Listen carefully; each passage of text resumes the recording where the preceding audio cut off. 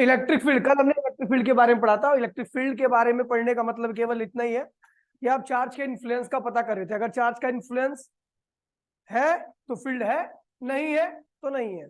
लेकिन आज हम पता करेंगे भैया कि चार्ज का इन्फ्लुएंस कितना हो रहा है, चार्ज का इन्फ्लुएंस, और ये पता लगेगा हमें उसकी इलेक्ट्रिक फील्ड इंटेंसिटी से। किससे पता लगेगा?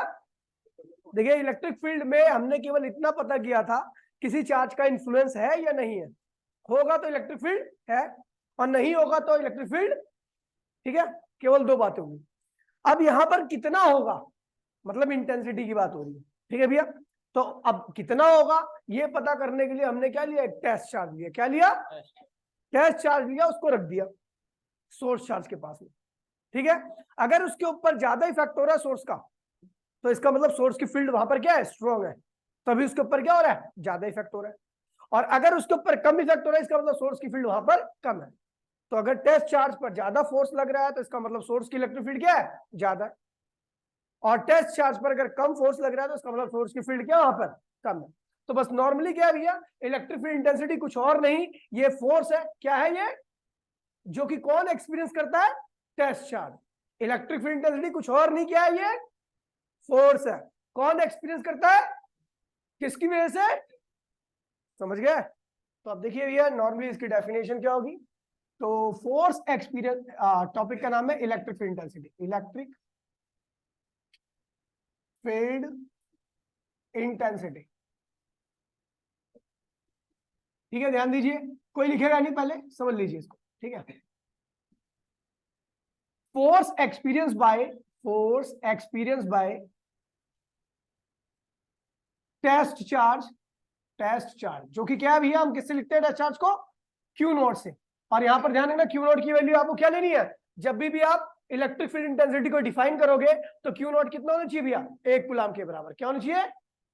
तो force experience by test charge होगी क्या, 1 coulomb, due to source charge, जिसको हमने क्या लिया था, कैपिटल क्यू लिया था, is known as electric field, समझ ले पहले से, इलेक्ट्रिक फील्ड इंटेंसिटी। मैंने क्या बोला भैया कि जो ये चार्ज यानी टेस्ट चार्ज जो भी फोर्स एक्सपीरियंस करेगा, किसकी वजह से, सोर्स की वजह से, वही फोर्स क्या कहलाएगा, इलेक्ट्रिक फील्ड इंटेंसिटी। किसकी? Of source charge.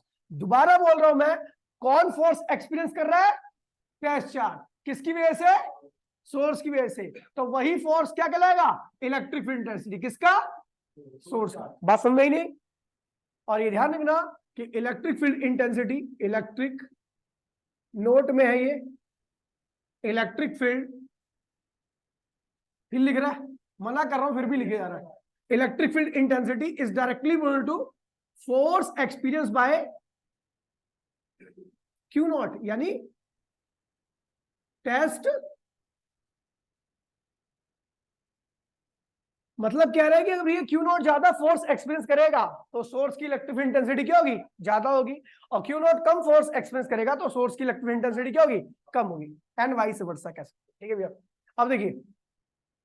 अब देखिए फॉर्मूला इसका ड्राइव कर रहे हैं, तो फॉर्मूला ऑफ, देखिए electric field intensity, electric field intensity due two point charge, point charge. अब मैं जो फॉर्मूला ड्राइव करने आ रहा हूं वो किसका फॉर्मूला है, electric field intensity due two point charge. एक पॉइंट चार्ज की वजह से मुझे इलेक्ट्रिक फील्ड इंटेंसिटी निकालनी है। देखिए ये क्या है भैया, कौन सा चार्ज है, सोर्स चार्ज, मतलब इसकी इलेक्ट्रिक फील्ड बताऊंगा। आर डिस्टेंस पर एक रख दिया मैंने क्यू नॉट, ये क्या है भैया, इसकी वैल्यू 1 कूलम है, और इसको क्या बोला मैंने, टेस्ट चार्ज। और एक बात और बता दूं कि यहां पर कैपिटल क्यू क्या है, क्यू नॉट से बहुत बड़ा है, समझे। मतलब इसके फोर्स का इफेक्ट इसके ऊपर तो होगा, लेकिन इसके फोर्स का इफेक्ट इसके ऊपर नहीं होगा, ठीक है भैया। तो मैं केवल इसके ऊपर फोर्स लगा रहा हूं क्योंकि आपको पता है इसका फोर्स इस पर ना के बराबर लग रहा है, ठीक है। तो फोर्स कितना होगा, जो भी फोर्स होगा वो किसके बराबर होगा, ये जो फोर्स एक्सपीरियंस करेगा वो फोर्स किसके बराबर होगा, इलेक्ट्रिक फील्ड इंटेंसिटी के। ये जो फोर्स एक्सपीरियंस करेगा वो किसके बराबर होगा, इसकी इलेक्ट्रिक फील्ड इंटेंसिटी के। तो फोर्स क्या होगा बताइए, 1 बाय में 4 pi epsilon nought epsilon not. पहला चार्ज क्या है भैया, Q1 होता है ना, Q1 की वैल्यू क्या है, कैपिटल Q, और Q2 की वैल्यू क्या है, 1 कूलम। 1 कूलम को लिखो मत लिखो कोई दिक्कत नहीं है, अपॉन में क्या होगा, आर स्क्वायर। तो आपका इलेक्ट्रिक फील्ड इंटेंसिटी का फॉर्मूला क्या आ गया, 1 बाय में 4 pi epsilon nought epsilon r Q upon में आर स्क्वायर। आप यहाँ पर देख रहे हो इस फॉर्मूले में केवल कौन आ रहा है, सोर्स चार्ज। क्या आ रहा है, केवल टेस्ट चार्ज का यहाँ पर कोई रोल नहीं है। जब भी इलेक्ट्रिक फील्ड इंटेंसिटी की बात होगी तो ये ध्यान रखना आप टेस्ट चार्ज पर ही उसको मतलब कि वो ऑब्जर्व करोगे। लेकिन यहाँ पर इस फॉर्मूले में जो भी रिलेशन आएगा, जो भी रिलेशन आने वाला है आपका, इसमें आपका केवल टेस्ट चार्ज है, सॉरी सोर्स चार्ज आएगा, टेस्ट चार्ज नहीं आएगा। दोबारा मैं बोल रहा हूं कि जो भी फोर्स एक्सपीरियंस करता है, कौन कौन एक्सपीरियंस करता है, वही फोर्स किसके बराबर होता है, किसकी, इलेक्ट्रिक फील्ड इंटेंसिटी की, सोर्स चार्ज की। समझ गए। तो force experience by test charge due to source charge is known as electric field intensity of source charge. Test charge source की वजह से जो भी फोर्स एक्सपीरियंस करेगा वो फोर्स ही क्या होगा, एक्चुअल में इलेक्ट्रिक फील्ड इंटेंसिटी के बराबर होगा, किसकी, सोर्स की। ये ध्यान रखना, ठीक है भैया। देखिए कुछ पॉइंट है, ये क्या होती है भैया, वेक्टर क्वांटिटी। क्या है ये, vector quantity, direction positive to, इसकी डायरेक्शन क्या होगी, positive to negative. Positive charge से निकलती है, कहां पे आती है भैया, नेगेटिव की तरफ। और एक बात और ध्यान रखना, ठीक है, चलो पहले से लिखिए जो लिखा बोर्ड पे। जब भी इलेक्ट्रिक फील्ड इंटेंसिटी डिफाइन करनी होगी या फॉर्मूला ड्राइव करना होगा तो आप टेस्ट को हमेशा 1 कूलम लोगे। क्या लोगे, टेस्ट। जब आपका 1 कूलम रहेगा तो उस फॉर्मूले में टेस्ट नहीं आएगा, केवल कौन आएगा, सोर्स आएगा। देख रहे हो ना। तो इलेक्ट्रिक फील्ड इंटेंसिटी डिफाइन करने के लिए जो आप टेस्ट चार्ज दे रहे हो उसकी वैल्यू क्या है भैया, 1 कूलम, ताकि फॉर्मूले में उसका कोई सिग्निफिकेंस ना रहे। कई बार क्वेश्चन भी आता है कि टेस्ट चार्ज को 1 कूलम क्यों लिया जाता है, तो टेस्ट चार्ज को 1 कूलम इसलिए लिया जाता है ताकि उसका फॉर्मूले में कोई सिग्निफिकेंस, बस ये ध्यान रखना, कांस्टेंट कर दी उसकी वैल्यू को, हमने क्या कर दिया, फिक्स कर दिया। जब कोई चीज फिक्स हो जाती है तो रिलेशन उस पर डिपेंड है ना। जैसे ग्रेविटेशन कांस्टेंट है, ग्रेविटेशन फोर्स में आप जानते हो 5 टर्म आती है, G m1 m2 अपॉन में r स्क्वायर, 4 टर्म आती है। लेकिन आपका जो फोर्स है वो केवल किस पे डिपेंड करता है, m1 m2 अपॉन में r स्क्वायर पे, यानी G पर डिपेंड नहीं कर रहा है, तो G भी ना, क्योंकि वो कांस्टेंट कर चुके, उसको फिक्स कर चुके, इसलिए उसकी बात नहीं करते। इसलिए यहां पर इस फॉर्मूले में इसका कोई सिग्निफिकेंस नहीं रहता, किसका, टेस्ट का।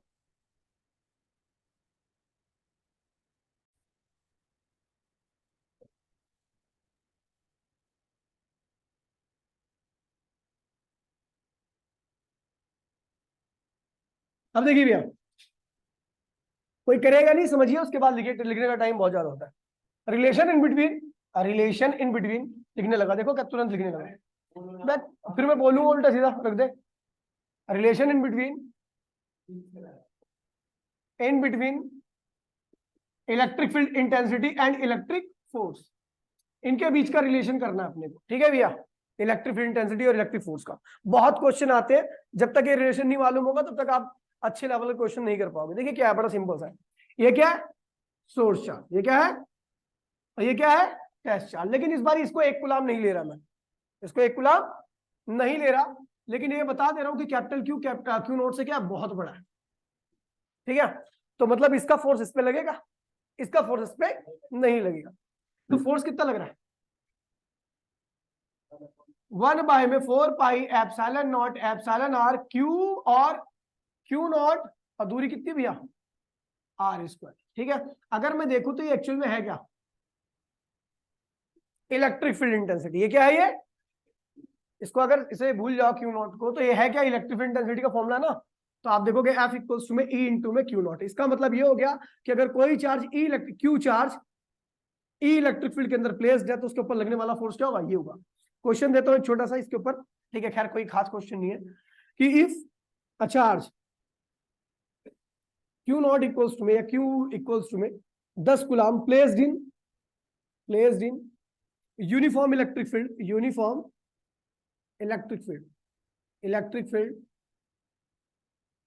ऑफ वैल्यू इक्वल्स टू में 100 न्यूटन पर कूलम। क्या है भैया, 100 न्यूटन पर कूलम इसकी एसआई यूनिट है। ये मैं आपको बता दूंगा कैसे आई है, ठीक है। Calculate the value of force, calculate the value of force experience by q not. कह रहा भैया कि एक चार्ज है जिसकी वैल्यू 10 कूलम है, वो इस इलेक्ट्रिक फील्ड के अंदर रखा हुआ है, तो बताइए वो कितना फोर्स एक्सपीरियंस करेगा। तो आपको पता है भैया कि उसके द्वारा एक्सपीरियंस किया गया फोर्स क्या होगा, वहां की इलेक्ट्रिक फील्ड और उस चार्ज के प्रोडक्ट के बराबर होगा। नहीं तो इलेक्ट्रिक फील्ड कितनी है अपनी 100 और चार्ज कितना है अपना 10, तो ये कितना हो गया भैया 1000 न्यूटन फोर्स लग गया इसके, ठीक है। तो इस तरीके से आपको पता होना चाहिए, ठीक है। खैर कुछ क्वेश्चन तो था नहीं। इसके एसआई यूनिट देख लेते हैं। तो एसआई यूनिट ऑफ ई क्या होता है, इलेक्ट्रिक फील्ड इंटेंसिटी। तो भैया आपको पता है ई कोस में क्या होता है, एफ अपॉन में क्यू, है ना। तो फोर्स की क्या होती है न्यूटन और चार्ज की क्या होती है कूलम। तो न्यूटन पर कूलम इसकी क्या होती है एसआई यूनिट होती है। क्या होती है इसकी एसआई यूनिट, क्या होती है न्यूटन पर कूलम होती है, ठीक है। आप देखिए रुक जाइए, अभी रुक जाइए।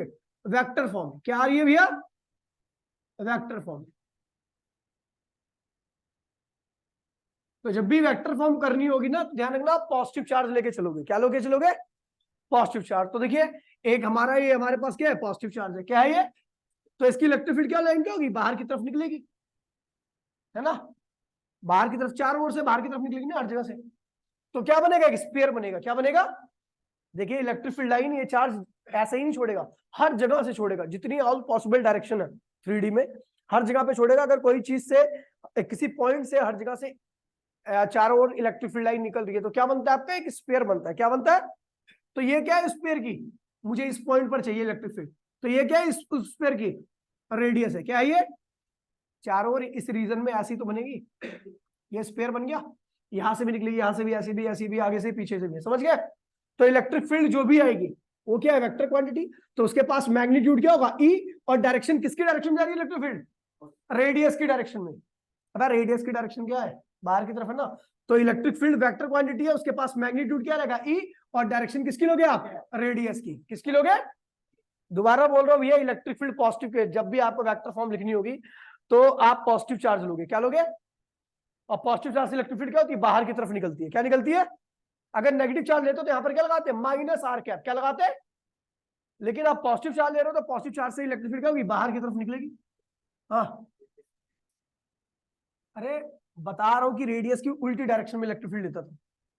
अब अगर नेगेटिव होता, रेडियस बाहर की तरफ होती है, तो इलेक्ट्रिक फील्ड कहाँ आती उसकी अंदर आती ना, तो आर की अपोजिट डायरेक्शन में। तो आर की अपोजिट डायरेक्शन क्या लेता माइनस आर कैपिटल लेता, समझा। तो यहाँ पर ये जो इलेक्ट्रिक फील्ड निकल रही है, हाँ एज्यूम नहीं कर रहा, इलेक्ट्रिक फील्ड एक पॉइंट चार्ज की हमेशा रेडियस के या तो रेडियस की डायरेक्शन में होती है, रेडियस से उल्टी डायरेक्शन में होती है। पॉजिटिव चार्ज के लिए रेडियस की डायरेक्शन में होती है, और नेगेटिव चार्ज के लिए रेडियस की उल्टी डायरेक्शन में होती है, समझ गए, ये ध्यान रखिए। तो यहाँ पर इलेक्ट्रिक फील्ड वेक्टर लिख दिया हमने, उसके पास मैग्नीट्यूड ये रहा और डायरेक्शन क्या है ये, ठीक है। तो E इक्वल्स टू में बताइए E की वैल्यू क्या होगी, अभी बताया था इलेक्ट्रिक फील्ड इंटेंसिटी का फॉर्मूला अभी हमने निकाला था, पीछे कहाँ निकाला था वो ये रहा, ठीक है। तो क्या भैया के क्यू अपॉन में आर स्क्वायर, ये क्या होगा इलेक्ट्रिक फील्ड का मैग्नीट्यूड, के मतलब समझ रहे ना 1 बाय में 4 पाई एप्सिलॉन एप्सिलॉन आर, और डायरेक्शन क्या होगी आर कैप। तो ई वेक्टर इक्वल्स में क्या होगा के क्यू आर स्क्वायर, और इसकी वैल्यू क्या होती है आपको पता है आर वेक्टर अपॉन में आर कैप की वैल्यू क्या होती है आर वेक्टर अपॉन में आर। अब कोई भी क्या डायरेक्शन है तो डायरेक्शन के पास क्या होगा, देखिए कोई वेक्टर होगा तो मैग्नीट्यूड और डायरेक्शन से मिलकर बना होगा, तो डायरेक्शन की वैल्यू क्या होगी ए वेक्टर अपॉन में ए का, यही तो होगा। ये वेक्टर है, इसके पास दो चीजें होंगी मैग्नीट्यूड और, तो ये डायरेक्शन की वैल्यू क्या होगी, तो मैग्नीट्यूड को इस वेक्टर के नीचे ले आ दो, वो तो क्या कह रहा है, क्यों लिखूं मैं, इसी की तो वैल्यू लिख रहा हूं, रुक जा रुक जा। ई वेक्टर इक्वल्स में क्या होगा के क्यू, और ये क्या होगा आर वेक्टर अपॉन में आर क्यू, ये वेक्टर फॉर्म होगी किसकी इलेक्ट्रिक फील्ड इंटेंसिटी की। दोबारा मैं रिपीट कर रहा हूं इस चीज को कि आपके जब भी वेक्टर फॉर्म लिखोगे तो किसके लिए लिखोगे पॉजिटिव चार्ज के लिए, किसके लिए लिखोगे नेगेटिव के लिए लिख सकते हो, लेकिन नेगेटिव के लिए लिखोगे तो माइनस साइन आ जाएगा, क्या होगा। तो इलेक्ट्रिक फील्ड के पास दो चीज होंगी, वेक्टर क्वांटिटी है ना, इसलिए मैग्नीट्यूड और डायरेक्शन। मैग्नीट्यूड में हमने क्या लिया ई, और डायरेक्शन में हमने क्या लिया, किसकी डायरेक्शन लिया रेडियस की डायरेक्शन। किसकी डायरेक्शन लिया, क्योंकि इलेक्ट्रिक फील्ड रेडियली या तो आउटवर्ड होगी या इनवर्ड होगी, पॉजिटिव के लिए आउटवर्ड या नेगेटिव के लिए तो पॉजिटिव लिया, तो इसलिए हमने क्या लिया है आर कैप लिया। तो ई की वैल्यू क्या होगी, के क्यू अपॉन में आर स्क्वायर, और डायरेक्शन के यहाँ पे हमने क्या लिया, आर कैप। तो आर कैप की वैल्यू क्या होगी, आर वेक्टर अपॉन में आर का सॉल्व किया। कॉपी करो भाई, बोल। नहीं है, सकल ही बुड्ढे से, एज 32 साल है। हो गया भैया। अब देखिए शिवांडा भाई इधर देख ले,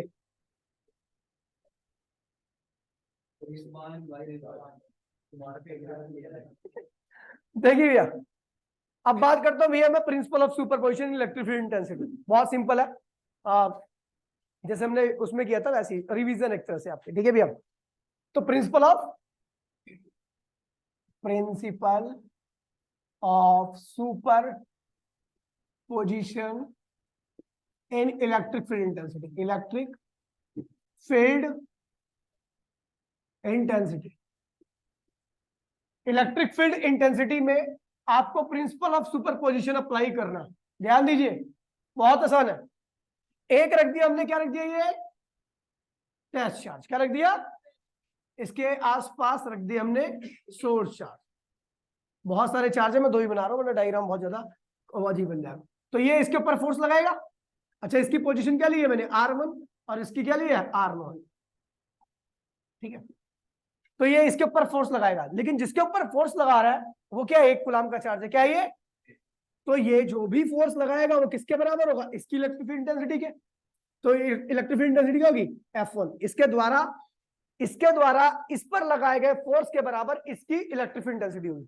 नहीं समझे, ये हो गया। हाँ, और इसके द्वारा लगाया गया फोर्स क्या होगा, ये क्या होगा, ई एन होगा, ये मैंने क्यू एन लिख दिया इसको, ठीक है, ठीक है। तो इसके द्वारा लगाया गया फोर्स क्या होगा, इलेक्ट्रिक फील्ड इंटेंसिटी इसकी इलेक्ट्रिक फील्ड इंटेंसिटी के बराबर होगा। समझ गए। चलो एक और बना देता हूँ ना, अधूरा अधूरा सा लग रहा है ना, ठीक है। ये क्या होगा, E2 होगा, और फोर्स किसका होगा, F2। कोई दिक्कत तो नहीं है। अच्छा ये देखिए, इसका ये इसे क्या कहते हैं, डिस्प्लेसमेंट वेक्टर। ये क्या है, आपको पता है ये जो इलेक्ट्रिक फील्ड जा रही है वो इस डिस्प्लेसमेंट वेक्टर की डायरेक्शन में, ध्यान दीजिए, अभी समझ में आ जाएगा आपको। अच्छा, यहां से यहां पे गया तो क्या लिखूंगा, R10 वेक्टर।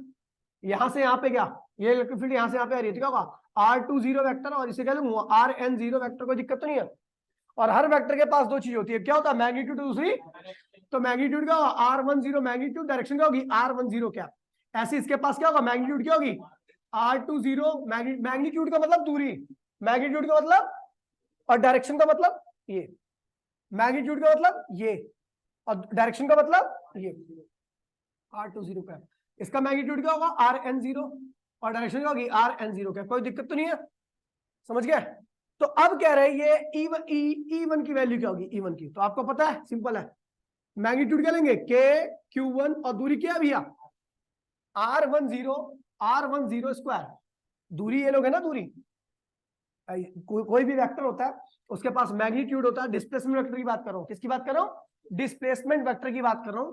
तो उसके पास मैग्नीट्यूड और डायरेक्शन होगी। तो जो मैग्नीट्यूड होता है ना, एक्चुअल में वही क्या होता है, दूरी होता है। क्या होता है, तो KQ अपॉन में दूरी का स्क्वायर, और डायरेक्शन क्या लोगे भैया, ये डायरेक्शन R10 कैप। इसको सॉल्व करोगे तो KQ1 R10 वेक्टर अपॉन में R10 क्यूब, ठीक है भैया। अच्छा इसको सॉल्व करो, क्या होगा ये, KQ2, नीचे क्या होगा R20 स्क्वायर, ये क्या हुआ, इलेक्ट्रिक फील्ड होगी, डायरेक्शन क्या होगी R20 कैप। इसको सॉल्व करोगे तो क्या होगा, इसको पूरा सॉल्व करो, KQ2 R20 वेक्टर अपॉन में R20 क्यूब। कोई दिक्कत तो नहीं है।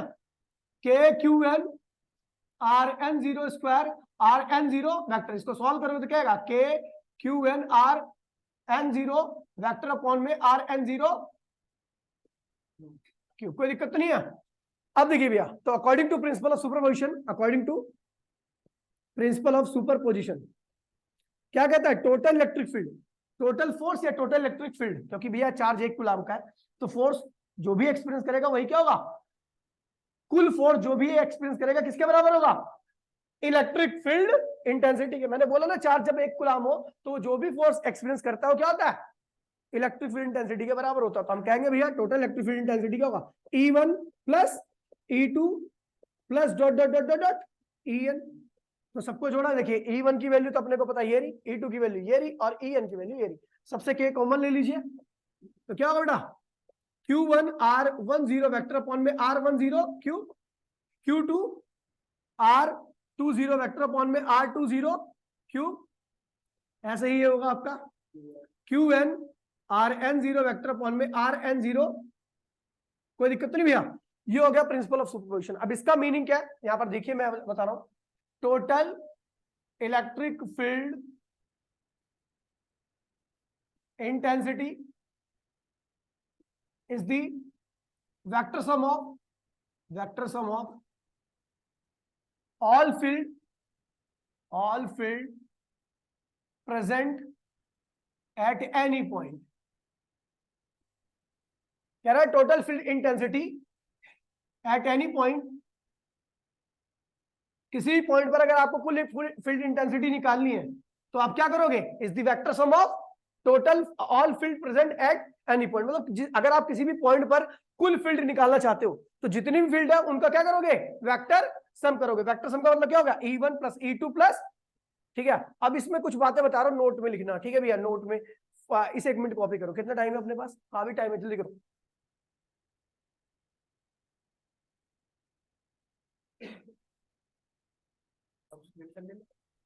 मैं चलना फ्री का चला रहा है वो, एक बार ले लिया था हमने, मिटो दीजिए। देखिए ये कर लिया ना आपने। अब देखिए इसमें कुछ स्पेशल केस बता रहा हूं मैं आपको, ठीक है, मतलब क्या होता है, मीनिंग क्या है इसका। देखिए केस फर्स्ट, अगर मान लीजिए दो वेक्टर एक ही डायरेक्शन में, दो इलेक्ट्रिक फील्ड आपकी एक ही डायरेक्शन में, तो आप टोटल इलेक्ट्रिक फील्ड निकालना चाहते हो इस पी पॉइंट पर। कहां निकालना चाहते हो, इधर देख ले ओए, अगर इस पी पॉइंट पर दो इलेक्ट्रिक फील्ड है, दोनों एक ही डायरेक्शन में, आप चाहते हो कि इस पॉइंट पर कुल इलेक्ट्रिक फील्ड निकाली जाए पी पॉइंट पर, तो क्या होगा, सीधा E1 प्लस E2 कर दीजिए। केस सेकंड, अगर मान लीजिए E1 इधर है और E2 आपकी इधर है और आप पी पॉइंट पर निकालना चाहते हो, इसका मतलब E1 क्या आपकी ज्यादा है और E2 क्या आपकी कम है, तो पी पॉइंट पर कुल इलेक्ट्रिक फील्ड क्या होगी, E1 माइनस E2। और केस थर्ड में देखिए कि अगर मान लीजिए ये E1 और E2 के बीच में कुछ एंगल बन रहा है, E1 और E2 के बीच में कुछ एंगल बन रहा थीटा, अब कैसे निकालेंगे टोटल फील्ड इस पी पॉइंट पर, बताओ। बिल्कुल, total electric field at point P equals to under root क्या होगा, E1 square E2 square plus 2E1 E2 cos theta. समझ गया, तो आपको वेक्टर प्रिंसिपल ऑफ सुपरपोजिशन का मीनिंग ये हो गया कि टोटल फील्ड आपको इस तरीके से निकालने किसी भी पॉइंट, ठीक है। बैठ जाओ, हाँ क्या जीरो हो जाएगी फिर इस केस में, ठीक है, इस केस में डबल हो जाएगी, और उस केस में अगर मान ले कुछ एंगल बनता है तो उसको सॉल्व करेगी तो, ठीक है।